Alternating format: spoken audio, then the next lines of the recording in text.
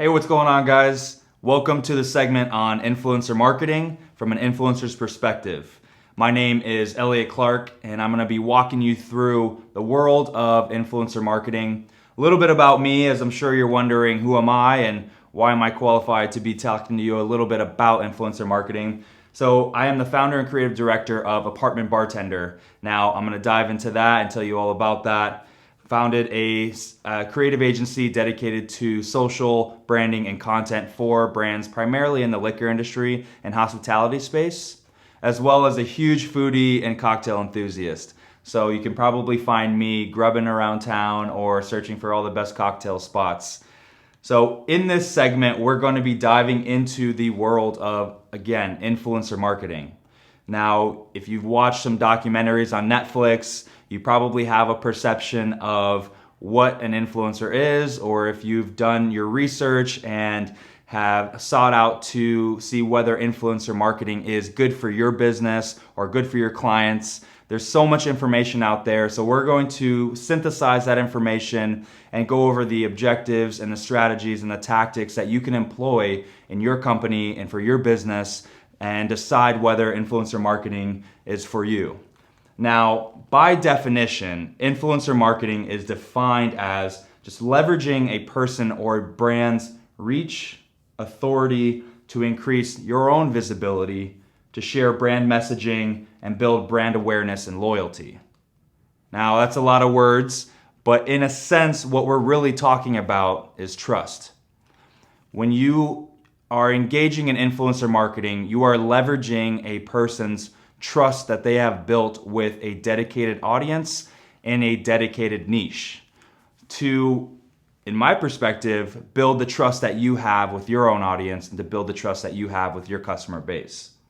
Now, in the past, brands would work with high-profile celebrities because high-profile celebrities are typically the only ones in the past in mainstream media, right? So in the example of the single malt Scotch whiskey working with someone similar to David Beckham. When you think about David Beckham, you think about a global icon. He has a dedicated fan base. You want to know, what is he eating? What is he drinking? Where is he going? Where does he live? What brands does he engage with? You trust him, right? Based on being a fan, based on respect for his career. And so in regards to influencer marketing, celebrities typically were the ones that were sought after. So influencer marketing is the shift in recognizing that there are new ways to reach your audience. Traditionally, again, that used to be high net worth individuals. Now it could be anyone with their own network or media. So when we talk about the word influencer, it's kind of a funny word because we all have influence. One of my good friends hates sushi, and so whenever we are trying to pick out a place to eat and hang out, I'm influenced away from choosing seafood spots and sushi to my own dismay. But when we're talking about the word influence, again, think about the word trust. So the people that you would consider now influencers are social media personalities. You have authors or bloggers. Say that you have a blog dedicated to Whole30 or the keto diet. Podcasters. Every morning I wake up, I put on a podcast. There's always a section in that podcast or weaved into the message of that podcast, sponsored ads and partners, brand partners that the podcaster is working with. Celebrities, again, celebrities are not going away. They're always going to be influencers that we seek out to work with, thought leaders in an industry, as well as industry experts. So typically speaking, when you think about an influencer and the media channels that they're on, it's going to be on social media more times than not. You know, think about Twitter, think about Snapchat, think about Facebook, Instagram, YouTube. These are primary platforms that people use to build a dedicated audience and to build a dedicated following. And from a brand perspective and leveraging the trust that they have with that audience, typically is going to be on these platforms. Now, for the people that engage with these influencers, in my perspective, they're looking to do one of three things or a combination of all of those things. They're looking to be educated about something.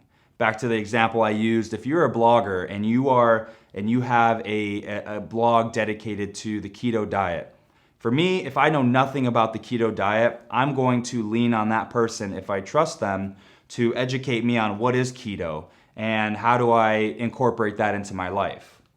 Entertainment.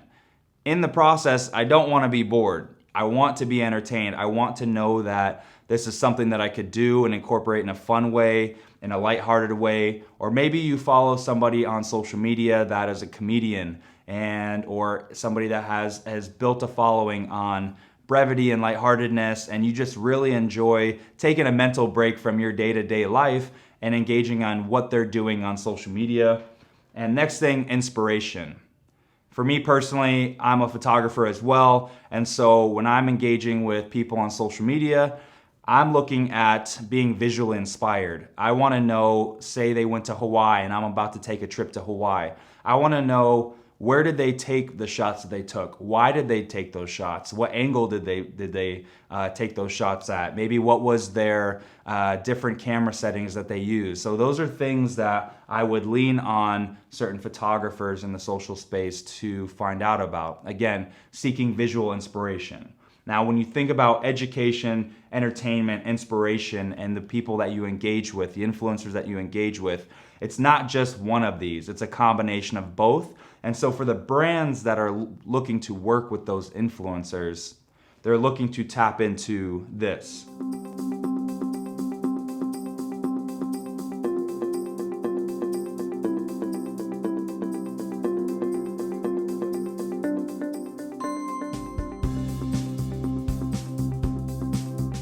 Back to what I was telling you about Apartment Bartender. Probably you're wondering, what is Apartment Bartender?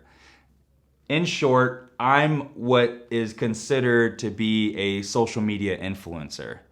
Now, when I started Apartment Bartender, I did not start it to influence anybody.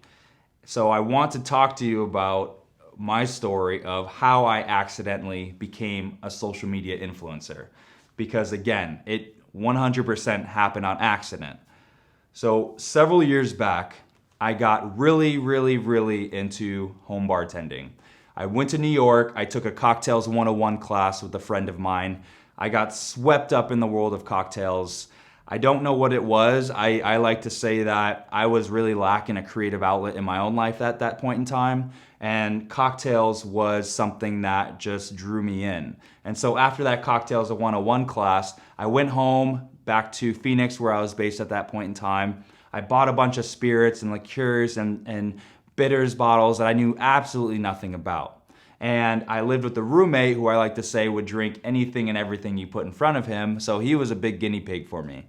So that's what I did. I just made drinks and tested drinks, learned classic cocktails, and for me, what was important is every time I would look up how to make an old-fashioned recipe, I would get 20 different search results saying 20 different things, and I was really tired of coming across 20 different things and not knowing how to make a really good old-fashioned. And so I decided that I'm going to start keeping a log of my own recipes, and posting them to Instagram was the easiest place for me to do that. Now, along that same point in time, I got really into photography. I thought, you know what? I like to eat and drink with my eyes. Camera eats and drinks first. So I'm going to take a picture of those cocktails and post it on social. Now, here is a picture of some of my early work. Obviously, I've grown a lot. I think the little piece of bread in the back really helps to accent the cocktail. But I still remember just going and rushing home from work every day to beat the sunset and just get a good shot of a cocktail so that I could post it. And it just kept going and it kept going. But what I found through that process is there was an entire community of people on social media, primarily Instagram, that also wanted to find out some really good recipes. They also wanted to find out how to home bartend. They also wanted to find out more about the world of spirits and cocktails. So my work has gotten better over time, but what I do now and what Apartment Bartender does and what that platform is we travel the world making the world of spirits and cocktails more accessible and more approachable to the people that want to know more. And the majority of the following is engaged with me and what I do on social media. And it's become this whole thing. Now again, taking it back to when I first started, it wasn't set out to be that. It was just set out to be recipes. But right now, as it stands, traveling the world, creating drink-related content to, again, make sure that the world of spirits and cocktails is more accessible to people at home. So the majority of the content lives on social. Now, when you think about influencers and their social media followings, there are certain platforms that might be bigger than others. For me personally, Instagram has been where I've seen the majority of my success and the majority of my growth. I've branched into other platforms, YouTube, Twitter, my own website. There are a lot of different things that I've employed to increase the level of communication and engagement with my audience. But through this entire process, I've really learned how to approach influencer marketing from an influence perspective. I've worked on influencer marketing from an agency and brand perspective.